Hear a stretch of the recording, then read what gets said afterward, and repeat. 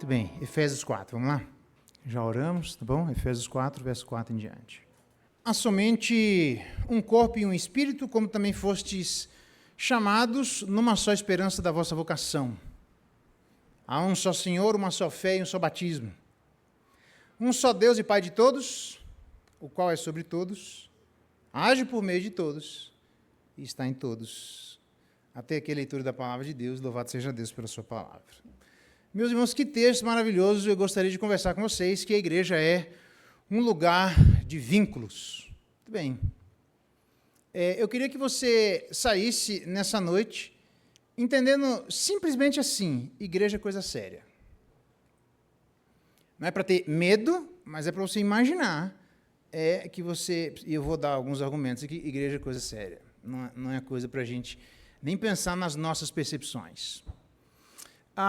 Os vínculos a que eu me refiro se encontram no verso 3, nós vimos lá, onde na unidade do Espírito, no vínculo da paz, nós somos vinculados, algemados uns aos outros. Todos nós estamos algemados uns aos outros. A palavra vínculo é de onde vem a palavra algema, é a mesma palavra que aparece quando Paulo diz no verso 1, eu sou prisioneiro no Senhor.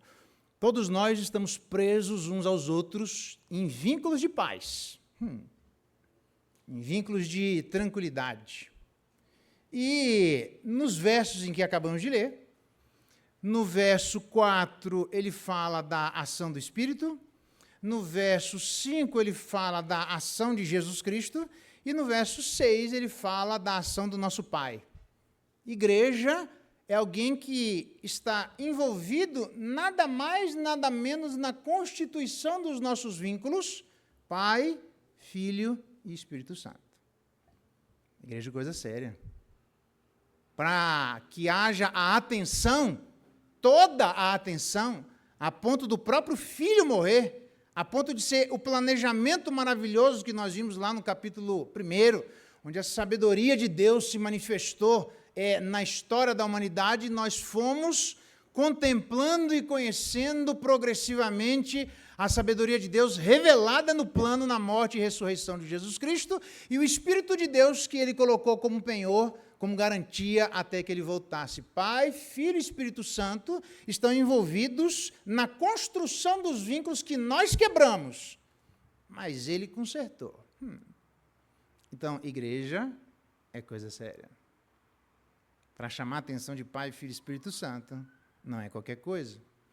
A pergunta que nós temos que fazer, e você jamais deve esquecer e tirar isso da sua mente, como a eventual e real e ocasional desunião na igreja pode ser ajustada com a insistência bíblica na indestrutibilidade da sua vinculação.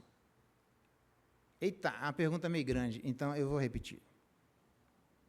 Como, então, a eventual, real, ocasional desunião na igreja pode ser ajustada com a insistência bíblica na indestrutibilidade da sua vinculação? Deus diz que nós estamos indestrutivelmente vinculados. Mas a experiência nossa é que, às vezes, parece que estamos fragmentados. Entendeu?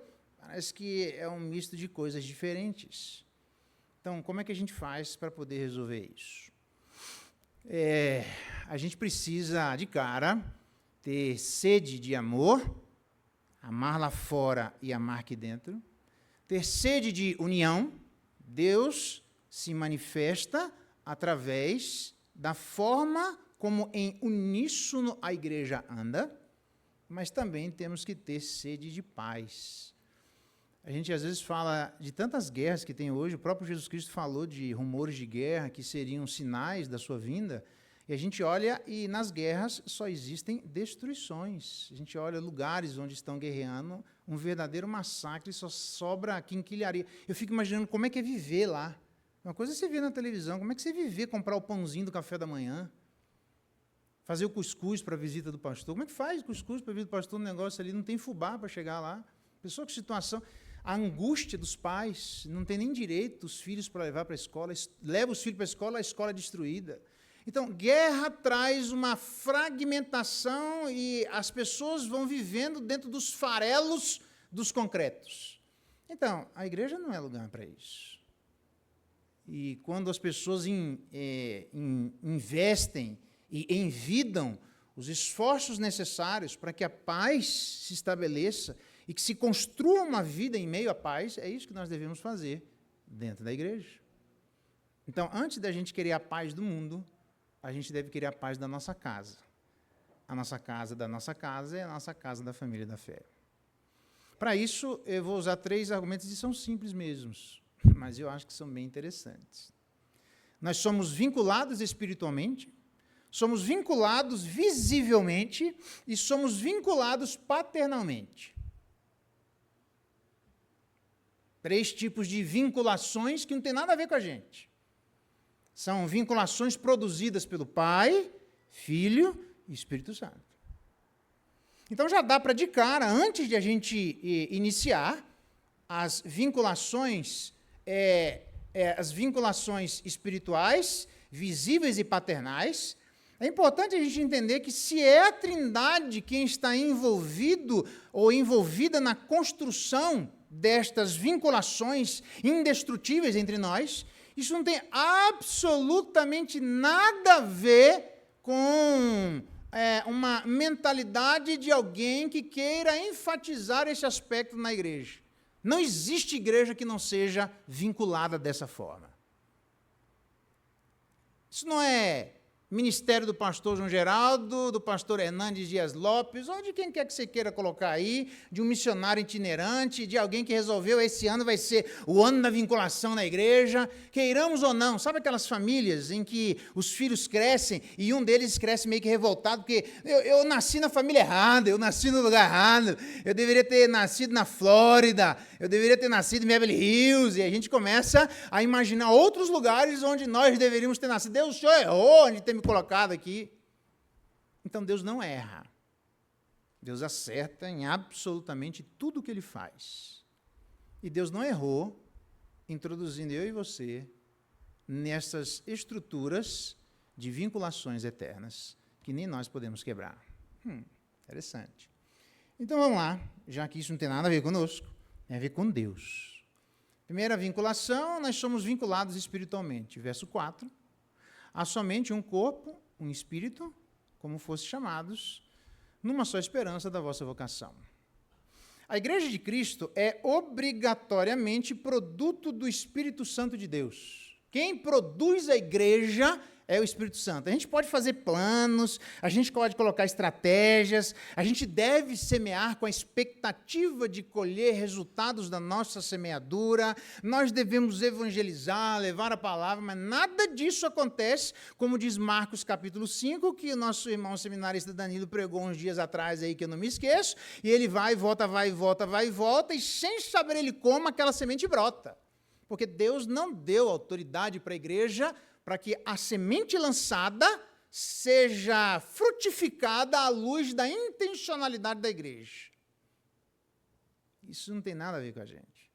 É produto do Espírito Santo. Seu irmão que está do seu lado é vontade do Espírito Santo de Deus. Você precisa enxergar desse jeito. O Espírito Santo, ele é santo em tudo. É tão assim que a Bíblia diz, se alguém falar contra o Espírito Santo, não vai ter perdão. Não erra em nada. Ninguém erra em nada, nem no Pai, nem no Filho. Mas aqui nós temos brotando a Igreja de Jesus Cristo através, literalmente, da intervenção direta do Espírito Santo de Deus sobre os corações. Porque diz a Bíblia, e você sabe melhor do que eu, quando o Espírito Santo vier, convencerá o mundo do pecado, da justiça e do juízo. Do pecado porque não acreditam, só o Espírito Santo pode fazer alguém acreditar. Da justiça, porque eu vou para o Pai, e vocês não me verão mais, até que, aquele último dia, nós viemos buscá-los. E do juízo, porque o príncipe desse mundo já está julgado. Então, o Espírito Santo é, literalmente, quem age para introduzir as pessoas dentro da igreja. Então, preste bem atenção. Qual é o tamanho que uma igreja deve ter? Pergunta para o Espírito Santo, irmão. Ninguém, na face da terra, tem condições de determinar com números absolutos, qual vai ser o tamanho de qualquer tipo de congregação. Veja, Paulo foi pregar no início lá, poderia como manifestação da ação do Espírito Santo de Deus naquele novo momento na história da salvação, onde Pedro foi pregar, e poderia ter se convertido 150 pessoas, 300 pessoas, se converte 3.000, 2.000, 5.000 pessoas numa paulada, e eu fico imaginando, de repente, a igreja vivendo e dizendo, não, mas sai para lá, irmão, você está ocupando meu espaço aqui. Como é que pode 5.000 pessoas? O que nós vamos fazer? Vai quebrar a parede? Não, vai, acha outro lugar, aí aqui já está cheio. Vamos colocar uma placa lá do lado de fora, lá, proibido conversões. E aí você conversa durante a noite com o Espírito Santo de Deus, querendo dar ordens para ele sobre qual vai ser o papel dele no convencimento da palavra, que nós fomos chamados para lançar a palavra, mas não fomos chamados para converter e fazer brotar o lançamento dessa semente. O tamanho da igreja é o tamanho que o Espírito Santo quer. E eu estou feliz com qualquer tipo de tamanho. As pessoas às vezes me perguntam assim, só tem preferência de tamanho da igreja? Tenho. Um tamanho onde o Espírito Santo esteja lá. Pode ser 100, 200, 1.000. Se o Espírito Santo estiver lá, meu amigo, está resolvido o problema. Agora, se o Espírito Santo não tiver, Davi estava sozinho e pisou na bola. Se o Espírito Santo não tiver, Moisés estava sozinho, foi lá e deu 2 porretadas na pedra quando Deus não mandou fazer isso. Onde o Espírito Santo não está, nós metemos os pés pelas mãos sozinhos. Na história da humanidade só tinha Adão e Eva, e resolveram brigar. Pelo amor de Deus, só tinha 2, velho. Nem para nascer uns filhos, pelo menos, uns netos, para poder encher, assim, sabe? Demorar uns 150 anos. Só tinha 2, bicho, e deram um jeito de pisar na bola os 2.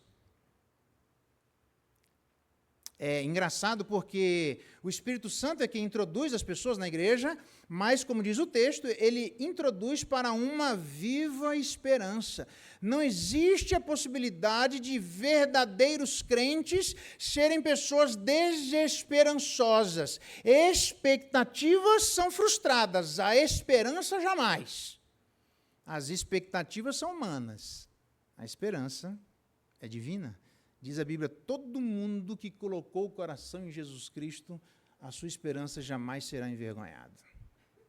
Então, a gente faz planos, a gente acha que deve ser de um jeito, de outro, e a gente nutre expectativas, e essas expectativas são reformadas, como diz Provérbios, capítulo 16, que todos nós conhecemos. Onde o homem faz planos, mas a resposta certa vem dos lábios do Senhor. Então, a esperança a que ele se refere é dupla. A primeira delas é a esperança da própria presença do Espírito Santo de Deus. Sabe quando você vai comprar qualquer coisa, um carro, uma casa, um imóvel, tá seco, né? Um imóvel, um móvel, qualquer coisa. A pessoa diz, você vai dar entrada? Você vai pagar no Pix direto, à vista? Então, Deus não pagou para nós à vista, mas Ele já deu a entrada daquilo que a gente vai receber na eternidade. A entrada daquilo que nós vamos receber na eternidade é a presença do Espírito Santo no meio do seu coração. Pensa que esperança é essa. É impossível que eu e você não recebamos o restante do pagamento, porque Deus não fica devendo absolutamente nada para ninguém. Então, se ele disse que ele vai pagar o restante, ele já deu como garantia que nem precisava estar aí a primeira parcela do meu pagamento. Está lá, tem vários textos que dizem isso, mas um deles é, e não somente ela, mas também nós que temos as primícias do Espírito. Nós recebemos as primícias do Espírito. A primeira parcela daquilo que nós receberemos de maneira plena da parte de Deus, Deus já deu entrada para a vida da igreja, que é deixando o Espírito Santo de Deus no seu coração. Pensa que esperança maravilhosa que eu e você devemos ter. Nada, absolutamente nada, vai tirar essa esperança como nós cantamos. Crente que é crente verdadeiro pode estar no meio da guerra, pensa num coração esperançoso, não vejo a hora do Espírito Santo voltar, não vejo a hora de receber o restante da minha parcela, o cara está sendo queimado, ele diz, não, por que vocês estão virando as costas para mim? Queima de frente, de peito aberto, daqui eu que vou botar fogo em mim, porque a minha esperança, vocês podem ter as expectativas de vocês frustradas, mas ninguém queima a esperança que Deus colocou dentro de mim. Igreja que é igreja verdadeira é igreja esperançosa. Ele está falando isso para pessoas que se odeiam, irmãos. É importante a gente entender isso, porque nenhum tipo de divisão ou desconforto é experimentado por cada um de nós sequer chega aos pés do desconforto que havia na igreja de Éfeso, onde uma cisão civil trouxe para dentro da igreja, no seu relacionamento eclesiástico, cisões eclesiásticas. Eu prefiro dizer assim, abre aspas, do que cisão religiosa, porque até a vida civil também é religiosa. Fecha aspas, por isso que eu estou dizendo de cisões eclesiásticas. É de propósito, tá bom? Muito bem. A segunda coisa, na esperança da nossa vocação, significa que Deus nos chamou e antes nós não invocávamos a Deus e agora nós invocamos a quem nós não invocávamos. Ele está falando isso para uma igreja idólatra. Ele está falando isso de uma cidade de Éfeso, que daqui a pouco eu vou apresentar um número para vocês, que era uma cidade que era conhecida por ser politeísta, uma quantidade exacerbada de deuses que não são nada, não fazem nada, tem boca e não falam, tem olhos e não veem, tem ouvidos e não ouvem, e não podem fazer absolutamente nada por aquelas pessoas que estão lá. Mas para escolher, tinha à vontade na cidade de Éfeso. Interessante. Mas em vez de invocar estes, nós invocamos o Deus verdadeiro. Pensa que esperança maravilhosa, onde ele diz assim em outro lugar: a igreja de Deus, que está em Corinto, aos santificados em Cristo Jesus, chamados para serem santos, com todos os que em todo lugar invocam o nome do Senhor Jesus Cristo. Quem é a igreja de Jesus? É composta por aqueles que o Espírito Santo colocou dentro da igreja e que agora as pessoas não invocavam Jesus Cristo e agora invocam. Então, no céu não terá placa de igreja. Ah, tá, brincadeira, né? Eu ia falar porque no céu todos seremos presbiterianos. Mas beleza, deixa de lado isso, né? No céu não tem placa. Quem é que está no céu? Todos aqueles que invocam o nome de Jesus. Isso é belíssimo, irmão. Porque isso me faz me relacionar. Eu sei que tem gente que pega isso para ecumenismo. Não tem nada de ecumenismo, não tem nada a ver com ecumenismo. Ecumenismo é você pegar a heresia e tentar juntar a heresia com o cristão. Isso não funciona. Agora, nós temos que olhar para além das nossas regionalidades, que são importantes, mas elas não são essenciais. A essencialidade está em invocar o nome de Jesus. Se eu encontro alguém que invoca o nome de Jesus Cristo, é meu irmão, porque Deus introduziu ele. O Espírito Santo colocou ele dentro da igreja. Então, agora, nós juntos não invocávamos, e agora nós vamos invocar. É bonito isso, porque é um relacionamento amplo. A gente deve respeitar e orar por todos aqueles que invocam o nome de Jesus Cristo, aqui na igreja ou em qualquer lugar. Ele vai dizer isso no capítulo 6, uma hora a gente chega lá. Sei lá quando, mas a gente chega. Segunda coisa, vinculados, então, espiritualmente para, literalmente, a esperança, nós agora fomos vinculados visivelmente. Porque se nós parássemos aqui, daria a ideia de que a igreja é aquele corpo única e exclusivamente invisível. Então, quem são os crentes? Parece que é tipo um crente hippie, assim, eu vou andando no meio da rua, eu sou crente ali. O Espírito Santo está comigo. E a gente não sabe exatamente quantificar e demonstrar de maneira clara quem são aquelas pessoas que literalmente foram introduzidas na igreja pelo Espírito Santo de Deus. Resposta: quem são essas pessoas? São aquelas que reconhecem Jesus como Senhor, ele está se referindo a Jesus Cristo, que têm uma só fé em Jesus Cristo e confiam em Jesus Cristo. E agora, literalmente, por conta dessa fé exclusiva em Jesus Cristo, eles se batizam em nome de Jesus. É o texto de Paulo mais explícito que demonstra a intrínseca ligação que existe entre a nossa fé no nosso Senhor Jesus Cristo e o batismo necessário de ser acontecido. Então, para vocês que estão nos visitando ou não, se você não realizou o seu batismo e você diz que o Espírito Santo de Deus está aí dentro, você precisa se batizar obrigatoriamente em uma igreja evangélica. Jesus mesmo disse: aqueles que me negarem diante dos homens, eu negarei diante de meu Pai que está nos céus. Aqueles que não me negarem diante dos homens, eu não negarei diante de meu Pai que está nos céus. Como é que inicialmente nós não negamos o nosso Pai que está nos céus, vindo à frente da igreja, dizendo que nós acreditamos num só Senhor, que é Jesus Cristo, que Ele é quem manda na nossa vida, nós depositamos a nossa fé na obra dEle e por conta dEle nós nos batizamos em Cristo Jesus. É isso que um cristão verdadeiro, que foi introduzido pelo Espírito Santo de Deus, precisa visivelmente fazer na frente de todos. Quando a gente se batiza, obrigatoriamente a gente nega qualquer outra vinculação eventual com outros deuses. Deuses são aqueles dos quais nós colocamos a nossa esperança. Do tipo assim, você coloca dinheiro na carteira para dizer, não, dinheiro chama dinheiro, e poupança chama banestado, deixa aí que é para chamar dinheiro. Você coloca o sal atrás da porta para dizer, a visita está incomodando, põe a vassoura lá e varra o sal, que a pessoa foi embora e você varre o sal para não pegar o mal olhado. E aí você vai criando essas coisas que são deuses para tentar proteger a sua vida. Nós não precisamos de absolutamente nada, porque Deus, o Criador do universo, é o nosso protetor. Agora, do jeito que ele não tem vergonha de nós, e diz a carta aos Hebreus que ele não se envergonha de ser chamado nosso irmão, nós também não devemos nos envergonhar de ter Jesus Cristo como nosso irmão.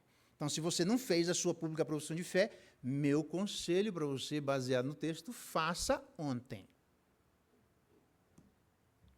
Diz o texto assim, alguns não fazem por estas razões. Assim, pois eles mesmos, no tocante a nós, Paulo dizendo à igreja de Tessalônica, proclamam que repercussão teve o ingresso no vosso meio. E como, deixando os ídolos, vos convertestes a Deus para servirdes o Deus vivo e verdadeiro.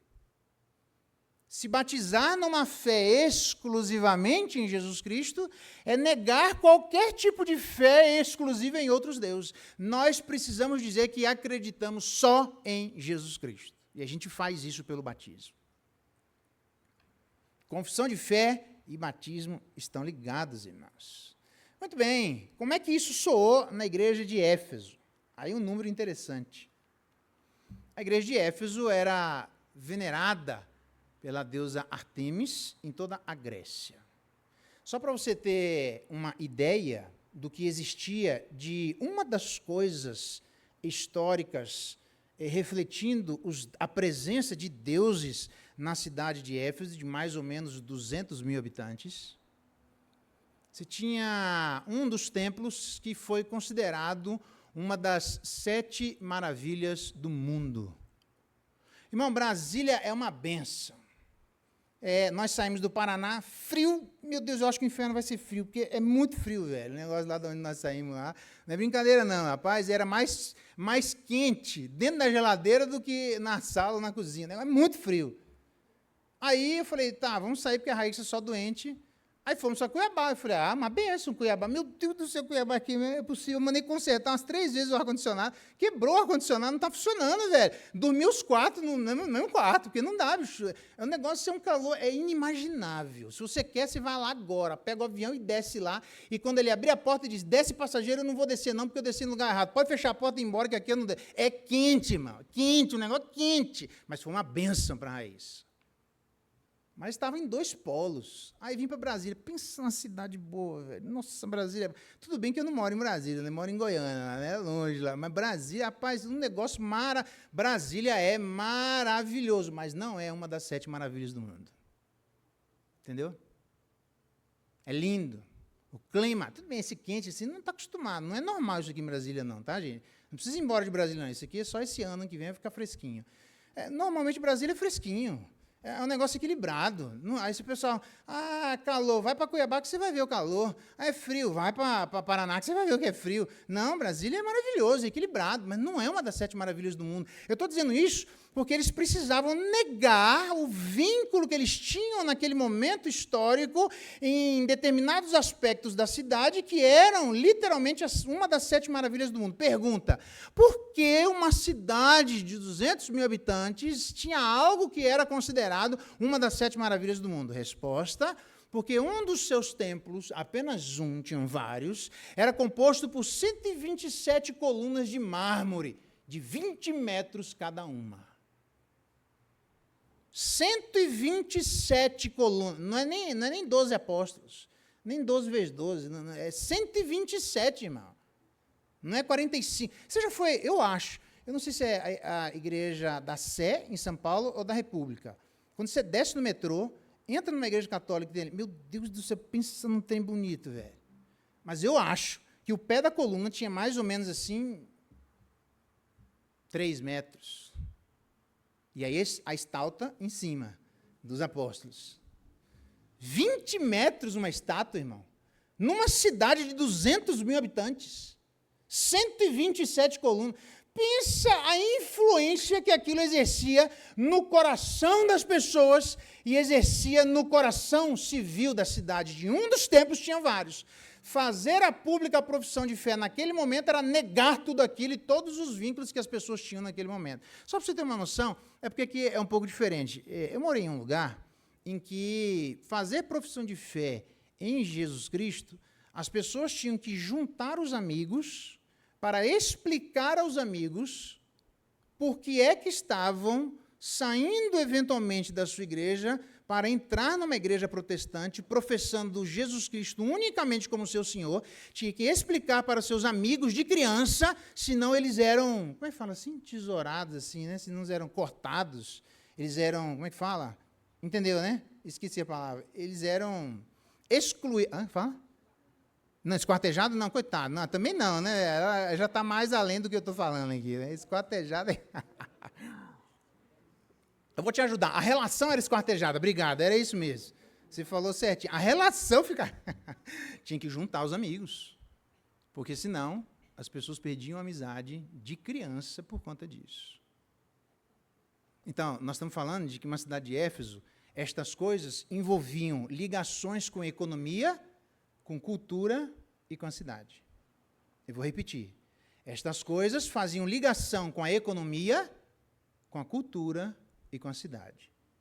Então, fazer a profissão de fé em Jesus Cristo num lugar como esse, num templo de 127 colunas, de 20 metros cada uma, que envolve diretamente uma relação cultural, uma relação social e uma relação econômica, era negar estes vínculos com o risco de ter eventuais prejuízos nessas relações. Tem muita gente que não faz a profissão de fé em Jesus Cristo porque não quer perder absolutamente nada.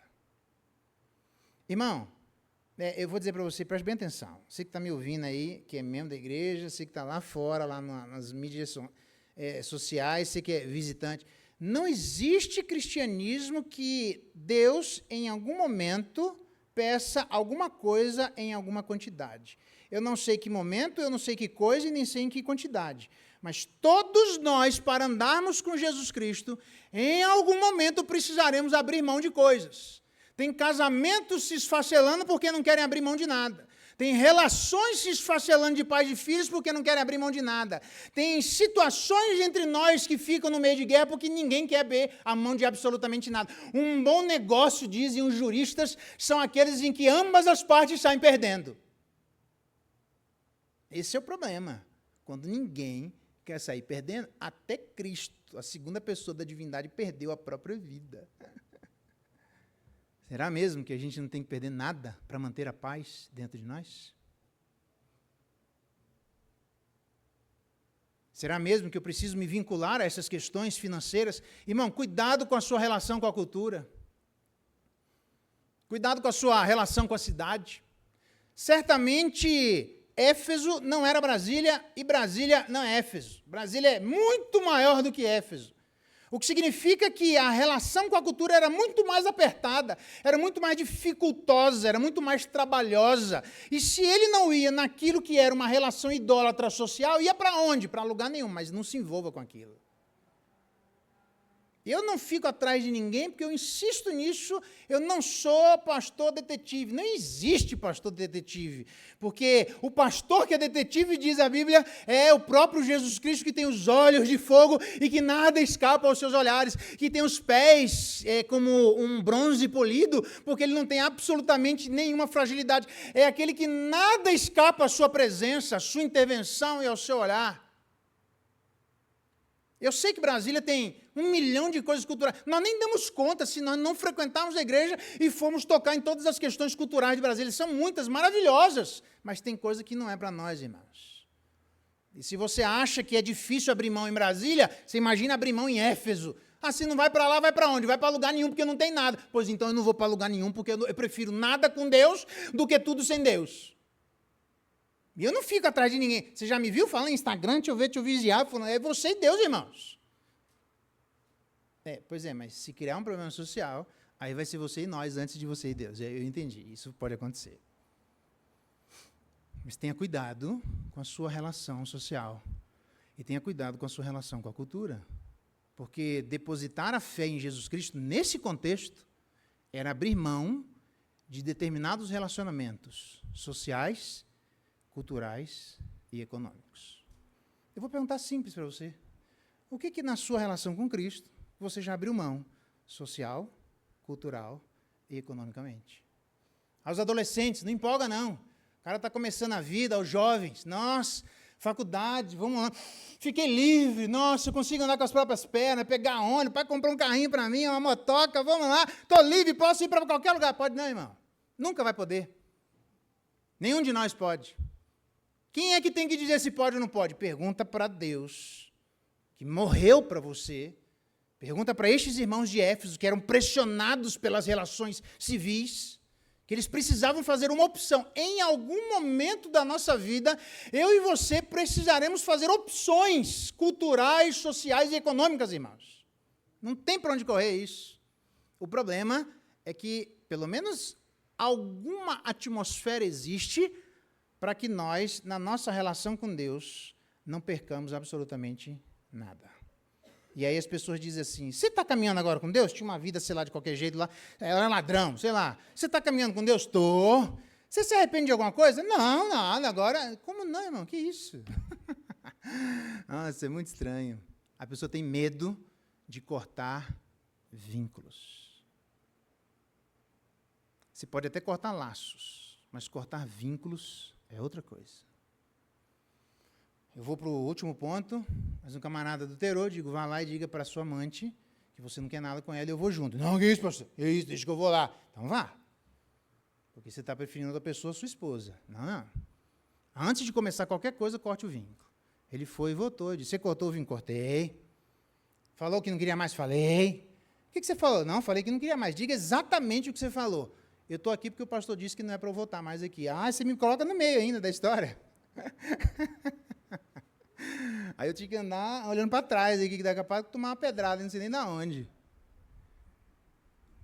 Cortar laços não é a mesma coisa que cortar vínculos. O que está em jogo aqui é, não quero estes vínculos. Diminuiu o dinheiro, não tem problema, ganhei o céu. Diminuir a cultura, não tem problema, eu tenho o Deus da cultura. Diminuir o civismo, não tem problema. Eu tenho Deus que constrói todas as cidades e Ele está construindo uma cidade para eu morar lá. E só pode morar lá quem tem esses vínculos com Ele e não tem esses vínculos terrenos. Eu prefiro muito mais, velho. Estou com 50, 42 estendido, está estendendo, vai estendendo, deixa Deus estender, fica tranquilo, irmão, deixa Deus estender, briga com Ele não, vai estendendo. Eu tenho 42 estendido, mas eu não vejo a hora, não com tanta pressa, de ver a cidade celestial. Pode ir na frente, eu tenho mais ovelha para pastorear aqui, fica tranquilo. Último passo, não só vínculos espirituais, vínculos visíveis, mas vínculos paternos. Essa é uma imagem bonita. Um só Deus e Pai de todos, diz o verso 6, o qual é sobre todos, age por meio de todos e está em todos. É ou não é? Quando os filhos brigam, isso traz uma tristeza na alma. Eu já sentei com os dois ali, às vezes a gente vai viajar e diz assim, fiquem juntos, pelo amor de Deus, não briguem. E a gente está lá, longe, preocupado, nem se estão bem, se não estão se matando, se brigando lá, se esquartejando. Você vai chegar com as relações esfareladas. É desagradável para quem é pai. Você imagina para o nosso Pai Celestial ver os irmãos em Cristo que Ele introduziu brigando. É desagradável, irmãos. A gente entristece o coração do nosso Pai. Então, se a gente quer, como igreja, prosperar, demonstrar ao mundo que nós amamos ao mundo, nós precisamos demonstrar não só amor, mas união. e se demonstra a união, Tiago diz assim, ó, é em paz que se semeia o fruto da justiça. Às vezes, igrejas não crescem porque os irmãos estão brigando. E aí chega alguém, a senhora que está visitando aqui, já pensou chegar ali? Ih, rapaz, o negócio lá está feio, lá briga para todo lado. A senhora volta aqui não brigando, Deus abençoe, meu Deus do céu, perna para que te quer, nunca mais eu volto. É doido, rapaz, nem eles não estão se entendendo. Então, às vezes nós não se entendemos, que a gente é irmão, é isso mesmo. Mas todo desentendimento precisa terminar obrigatoriamente em entendimento. Não é por causa de nós, é por causa do nosso Pai. Porque o nosso Pai é Pai de todos, não é Pai meu. O nosso Pai é sobre todos, não é sobre mim. E o nosso Pai age por meio de todos. Nossa, eu fico olhando um judeu, como é que Deus age por intermédio de gentio? Tem certeza, velho? Mata esse cara, nem devia estar na igreja, você errou na conta. E o gentio dizendo, meu, pelo amor de Deus, como é que esse fariseu está aqui na igreja? Nossa, velho, um negócio desconfortável. Tem certeza que só age por meio dele? Respeite quem Deus coloca na igreja e por intermédio de quem a ação de Deus se manifesta na história, ainda que eventualmente você discorde da lista de Deus colocando e Deus usando determinadas pessoas. A gente pode até se sentir desconfortável, mas não fomos nós que escolhemos, irmãos. A gente não pode dizer, nossa, nasci na família errada, eu tinha que nascer em Beverly Hills, eu nasci, meu espírito é da Flórida, eu tinha que nascer na Flórida, meu sangue é sangue azul, eu tinha que estar em Dubai, nossa, o que eu estou fazendo aqui, velho? Eu nasci nessa família, os caras me dando trabalho, pelo amor de Deus. Deus é quem fez isso, não fomos nós. Tem nada a ver, nem com o pastor João Geraldo, nem com presbíteros, nem com diáconos, nem com vontade humana, porque ninguém nasce da vontade humana, as pessoas nascem da vontade de Deus, com um propósito divino, para que a glória seja única e exclusiva dele. Não tem nada a ver com nós, mas tem exclusivamente a ver com ele, irmãos. Nós respeitamos os nossos irmãos que eventualmente ficamos desconfortáveis por causa do nosso pai. O nosso pai está agindo nele, sei lá como, eu até acho que devia usar, mas é Deus, ele resolveu, então vai, irmão. Se o pai está abençoando, eu abençoo também. Se o pai está concordando, eu concordo. Se o pai está junto com você, eu estou junto também. Eu não queria muito não, mas vamos embora. O pai resolveu isso. Eu nem sei como é que essas coisas vão acontecer, mas eu vou andar junto com vocês. Por quê? Porque quem decidiu isso foi meu pai. É assim que funciona uma relação de casamento, irmãos. Para os casais que estão em conflitos e para o meu próprio casamento. Se for olhar para o cônjuge, a gente separa. Se for olhar para o pai, se fica quietinho. Porque todos nós temos 1 milhão de razões para separar do nosso cônjuge. Você vai colocar uma lista de defeitos nele e ela vai colocar uma lista de defeitos em você. Você casa com outro e essa lista de defeitos só muda e não vai acabar nunca, irmãos. Então você tem que olhar para o pai e dizer assim, você sabia que seu cônjuge é irmão de Jesus Cristo e Deus age por intermédio do seu cônjuge? Tem certeza, velho, meu cônjuge age, eu ajo sim. Se o senhor está agindo, então está certo. Se o senhor está nele, eu estou junto também. Se o senhor está nesse negócio, eu também. Se o senhor é pai dele, eu respeito o meu cônjuge por causa do senhor. Então, o que sustenta um casamento para aqueles casados, o que sustenta um casamento para aqueles que pretendem se casar, nunca foi a relação entre nós. O que sustenta o casamento é a nossa relação com o nosso pai, a nossa aliança com o nosso pai, o nosso respeito ao nosso pai. Em primeiro lugar, diz Provérbios, que quando alguém erra é porque está irado contra Deus. Eu respeito as pessoas por causa do meu pai. E aí tem irmãos que dizem... Você parece um pavão, assim, estou cheio da moral aqui na igreja, olha lá, todo mundo me respeitando. Mal sabe ele que é por causa do pai. Porque se for por conta dele, já tinha dado um cascudo, lá daí já tinha feito outra coisa. Nós precisamos crescer num ambiente de paz, viu, irmãos? É essa palavra que eu queria dar para vocês. Você respeita seu pai? Como é que eu sei disso? Respeite seu irmão. Respeite como Deus age na vida da igreja. Respeite as diferenças que existem entre nós. Respeite os cargos e os líderes que Deus coloca. Todos nós somos falhos. Todos nós precisamos melhorar. Mas se o pai está nisso, se o pai resolveu administrar a igreja nisso, se o pai resolveu administrar a família nisso, então nós vamos, porque o pai é pai de todos, está em todos, age em todos e é sobre todos. Por respeito ao nosso pai, nós somos vinculados paternalmente para uma família.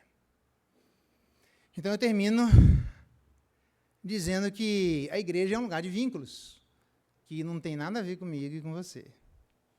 Nem tem a ver com uma modinha do final de 2024. Nem tem a ver com a viagem que nós queremos fazer em 2025. Isso é igreja, assim. Porque Pai, Filho e Espírito Santo estão envolvidos nesse processo.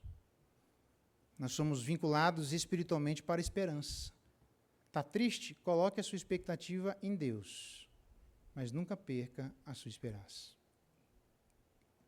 Nós somos vinculados visivelmente para testemunho. Nós testemunhamos no batismo, nós prometemos coisas no batismo e nós precisamos continuar o nosso processo de obediência em relação ao batismo que nós fizemos. Eu não tenho a gravação do batismo que eu tive com 16 anos de idade, mas seria uma boa, né? Eu tinha do casamento meu aquelas fitas, né? Que a Raíssa botou lá, tinha que a fita do casamento e botou REC quando era pequenininha e foi gravando nada em cima da fita do casamento, só tinha aquela. Mas já foi perdoada, tá, filho? Fique tranquilo aí, não tem... Entre nós não tem mais nada, não, tá tranquilo. Porque aquele dia está no coração, irmãos. Se tem fita do casamento, não tem mais não, velho. Passou tudo lá, mas que maravilha, eu olho aquelas imagens, tinha alguma coisa aqui dentro, velho. Era lá. Tinha o quê? A minha promessa. Todos nós deveríamos gravar, escrever, talvez até uma ideia, botar um pequeno testemunho para a pessoa assinar, para ter no papel, para que dali a 6 anos, 5 anos, ela olhar no papel que ela mesma prometeu diante de Deus. E eu olho para isso e peço graça de Deus. Senhor, pode me levar tudo, só não leve a fé em Jesus Cristo. Porque eu posso até tombar, mas eu quero tombar de pé. Se Jesus Cristo voltar, ele achará fé na terra? Vai. Na igreja do Cruzeiro vai ter um monte de gente. Vai ter um monte de gente quebrantada aos pés do Senhor. E respeite seu pai. Nós temos um pai, viu, irmãos? Quando olha para o seu irmão, lembra, é seu, tem um pai sobre ele. Respeite seu pai. Tem crianças aqui na igreja. Queria pedir o pessoal do Ministério de Música que viesse aqui à frente, para a gente cantar aquela que nada pode nos separar do amor de Deus, fazendo favor. E quando eu vejo umas crianças, sabe qual é a forma que eu lido?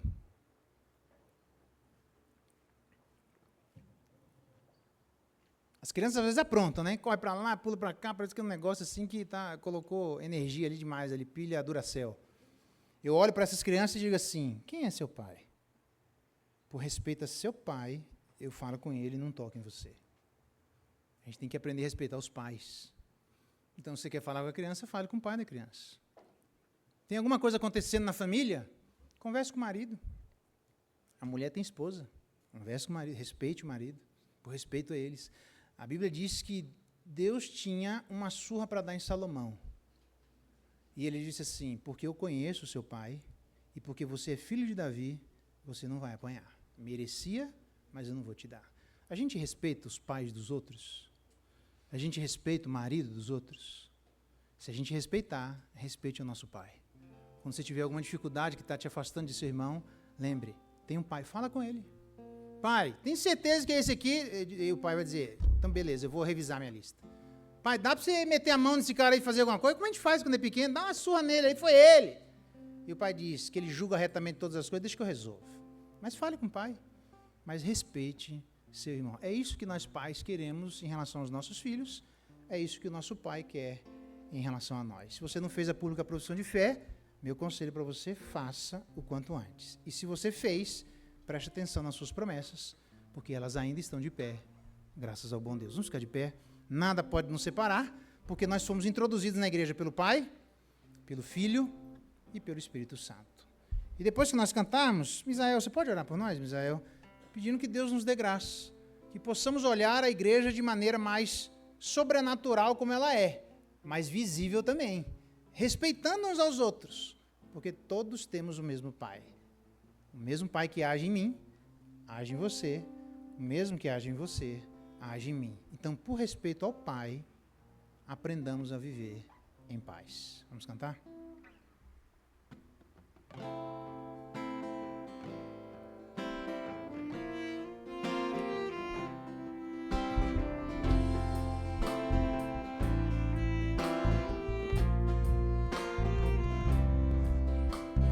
Quem nos separará do amor de Cristo?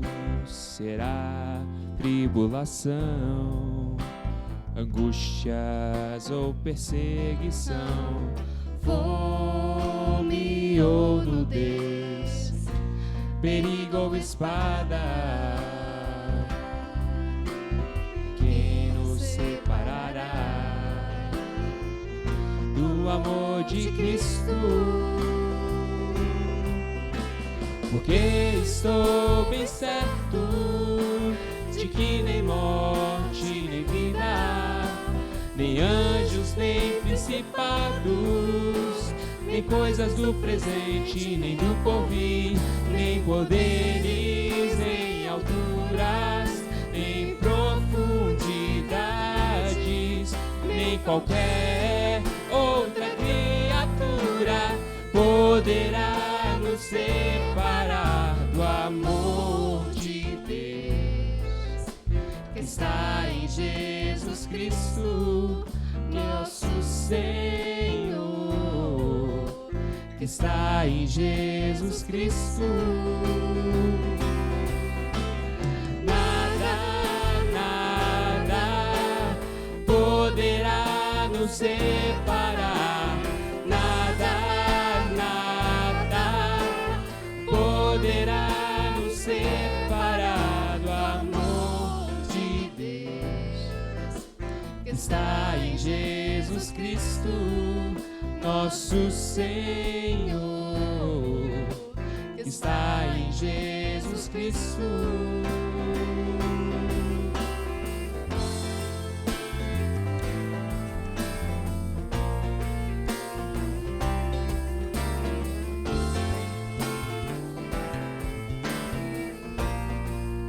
Porque estou bem certo, porque estou bem certo de que nem morte, nem vida, nem anjos, nem principados, nem coisas do presente, nem do porvir, nem poderes, nem alturas, nem profundidades, nem qualquer outra criatura poderá nos separar do amor de Deus que está em Jesus Cristo, nosso Senhor, que está em Jesus Cristo. Nada poderá nos separar, nada poderá nos separar do amor de Deus que está em Jesus Cristo, nosso Senhor, que está em Jesus Cristo.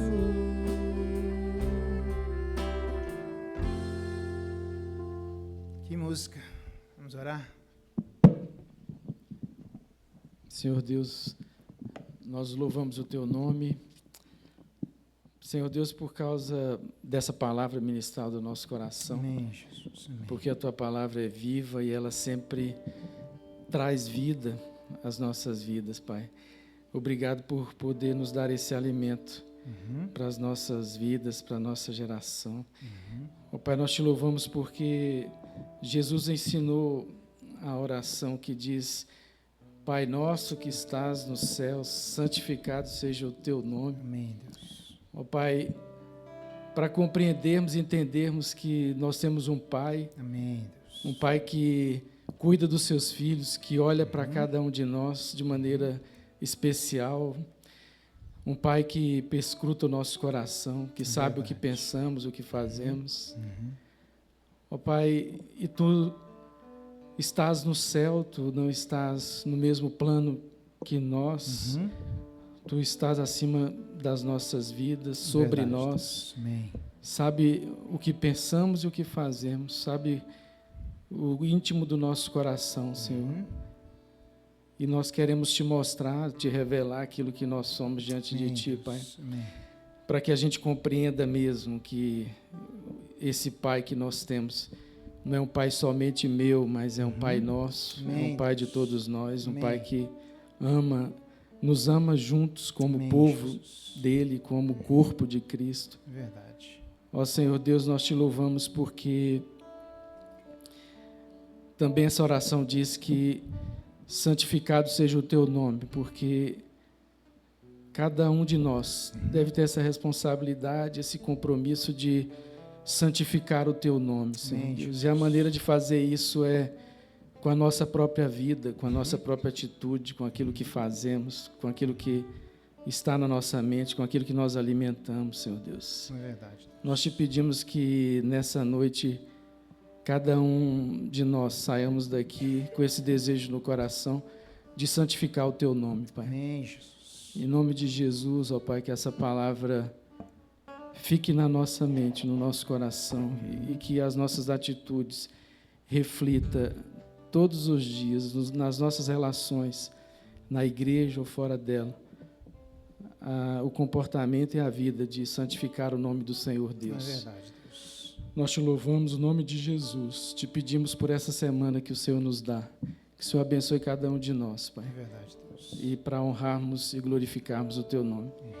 Nós te louvamos em nome de Jesus. Amém. Amém.